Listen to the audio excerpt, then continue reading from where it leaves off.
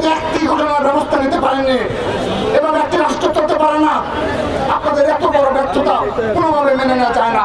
আন্তর্জাতিক বিশ্বে বাংলাদেশের ভাগ্যকে চরমভাবে পূর্ণ হয়েছে। আমরা আশা করছি, আমরা ছাত্রদল সতর্ক রয়েছি, আর কেউ যেন এই বাংলাদেশে মব জাস্টিস করতে যেন না পারে, সেজন্য আমরা সতর্ক অবস্থা গ্রহণ করেছি। প্রিয় উপস্থিতি, আজকের এই প্রেক্ষাপটে আমি আরেকটি বিষয় স্মরণ করে শেষ করছি।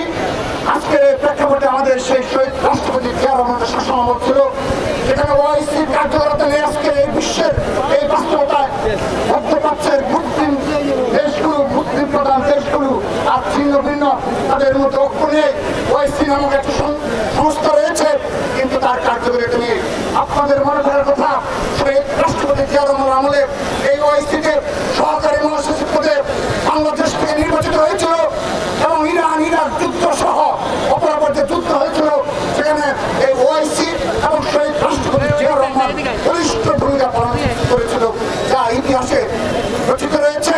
সে কারণে আগামীর বাংলাদেশে আপনি যদি হানাহানি এবং বিনা কারণে মধ্যস্থিতির সূচনা করেন এবং সোশ্যাল মিডিয়া প্রপাগান্ডার মাধ্যমে আমাদের ঐক্যকে বিনষ্ট করেন, আমাদের জাতির কপালে দুর্দশা রয়েছে।